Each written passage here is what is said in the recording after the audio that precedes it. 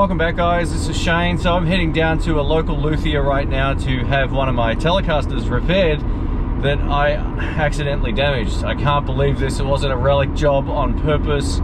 It was just a bit of bad luck. So where I usually shoot my videos in my main room, I have a lot of cables connected behind all the amps that you see on the floor. And sadly, what had happened was I pulled one cable out thinking it was something and it wasn't.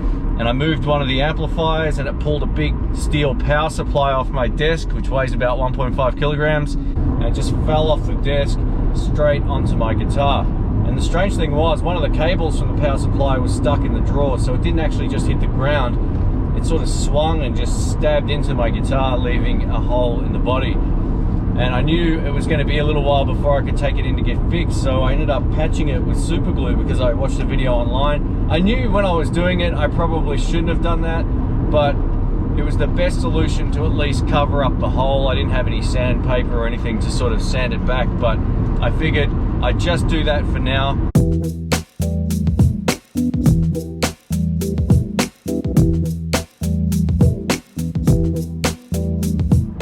This is basically now a two-part problem. The first part of the problem was the fact that I put a hole in the guitar. It wasn't a ding, it was an absolute hole. I could fit my little finger in there.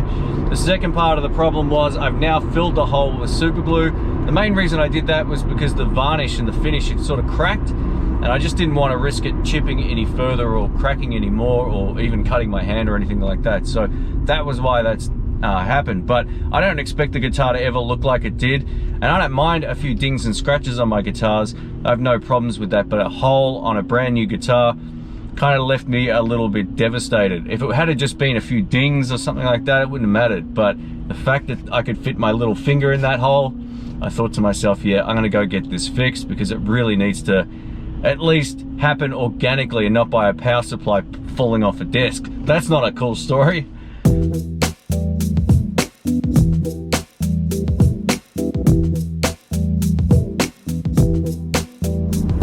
I guess what I'm hoping for in terms of its final finish would be to have it sit flush with the finish and just to clean it up so it looks like it's not as obvious. Now, I don't really care too much if the color's accurate or whatever. That doesn't bother me at all. I just want it to look like it's been somewhat repaired and that you don't automatically, your eyes aren't drawn to it as soon as you look at the guitar. It's a little bit too much. Now, if the guitar was relicked or whatever, you know, who cares, right? But the fact that it's basically brand new or in brand new condition, I've had it a few months, just, yeah, it really felt like the best thing to do was to have it fixed. So, yeah, let me know what you would do in this situation. If you had a brand new guitar and something literally took a chunk out of it, would you get it fixed or would you just put up with it? Or what would you do? This is the first time I've ever had to take a guitar in to get repaired for something that's finish related. I haven't never done that before because I've never brutally damaged a guitar in this kind of way. So yeah, it's I guess it's all personal choice, but I think the best thing for me to do is get it fixed, get it looking or at least feeling like new when I put my hand over it, and we should be good to go.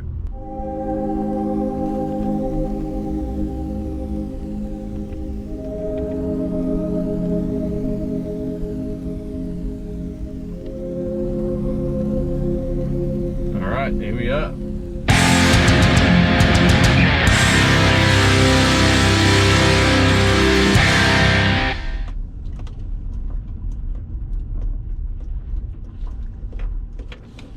So it's been about 4 weeks since I did the damage to the Telecaster. I'm gonna go back to Ruben's tonight and pick it up. It's ready. It's only 6 p.m. by the way, but it's bloody cold. So I got my hoodie on. I'm gonna keep warm because today it has been an absolutely brutally cold day, at least where I live anyway. So let's go get it.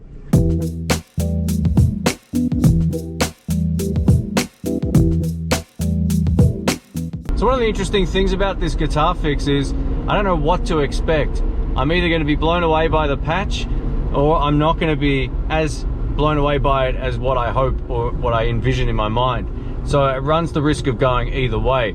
Now, it's definitely not going to be a deal breaker when it comes to wanting to keep the guitar. The guitar itself is beautiful, and now recently, since actually getting it fixed, I bought that Stratocaster. So I've kind of got like the matching set. One of my other alternatives with the guitar was to literally have it sanded back completely, then filled, and then refinished, but that would have cost probably $1,000 bucks, and the guitar's really not worth doing that to. So It's a nice guitar, but it's, you know, it's half the instrument's cost, literally. So it doesn't make a lot of sense to do that. So I think getting the whole patch will be the best thing to do, and I can't wait to share that with you.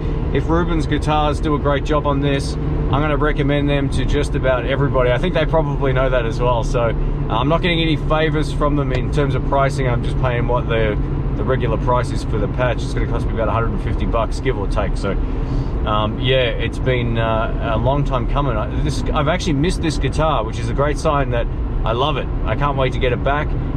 And in the time I've been playing my 52 reissue Telecaster again, the one that I've had for many, many years, you know what? I actually think I like the new one a little bit more. Sad but true. That's the way it goes, but I have no plans on getting rid of the other one if you're interested. All right, so here it is, the big unveil. It's been about 3 weeks since I had this guitar in my possession, and I had a quick look down at the shop, and I gotta tell you, I was really impressed with the work. Now, just to recap, not only did I put a massive hole I could fit my little finger into the body of the guitar, I then filled it with super glue because thanks to the lockdown, I wasn't sure how long it would take before I could get this looked at and fixed, and then had to work with that.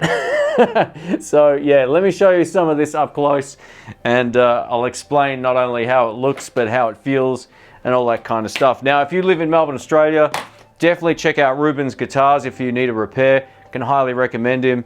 I'm really wrapped with how this has turned up. Now, I knew it would never look 100%. I'm going to show you from a distance to start with, just the difference. So all I really wanted was it to not look too obvious or feel too obvious. More of a feel thing than anything else. I just didn't want it to feel like there was a big ding in the guitar. And I got to tell you, even from I know you haven't seen it up close yet, but it doesn't feel any different to the actual guitar. So I'll show you a little bit closer now. So there it is. That's what it looks like at the end of the day. It looks like a battle scar, but it feels perfect. It feels exactly like the rest of the guitar. Now, this took several weeks to cure thanks to our cold weather right now. It lived in a warm room the last couple of, well, about a week or so, or maybe 2 weeks or something like that. But yeah, it feels like new. It feels like new. It looks like a ding, but I can live with that. It looks so much better than it did before, and I'm wrapped. So this guitar is now back in the house. You're going to see it more on the channel coming up. You know, this is one of those guitars that I recently bought the series of guitars I recently bought a Strat from as well, the 50s original series, and just such a great Telecaster. It's just made me feel like it's given it a new lease on life. Even though I wasn't going to get rid of it, just having it patched like this makes me feel a million times better about it.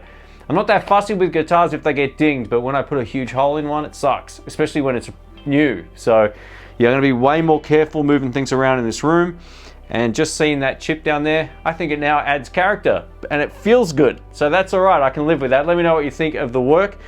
And like I said, because this is a translucent finish and the hole sort of ruined the grain, there wasn't much he could really do to fill it out and make it look exactly the same. So just not being able to differentiate where it was to the rest of the finish on the guitar, I'm absolutely wrapped with that. So yeah, there it is, from my stupidity to the end result, and I'm wrapped. So thank you, Ruben's Guitars, I appreciate it, and thanks for watching. And let me know in the comments whether or not you've damaged a brand new guitar, and if you got it fixed, or whether you lived with it.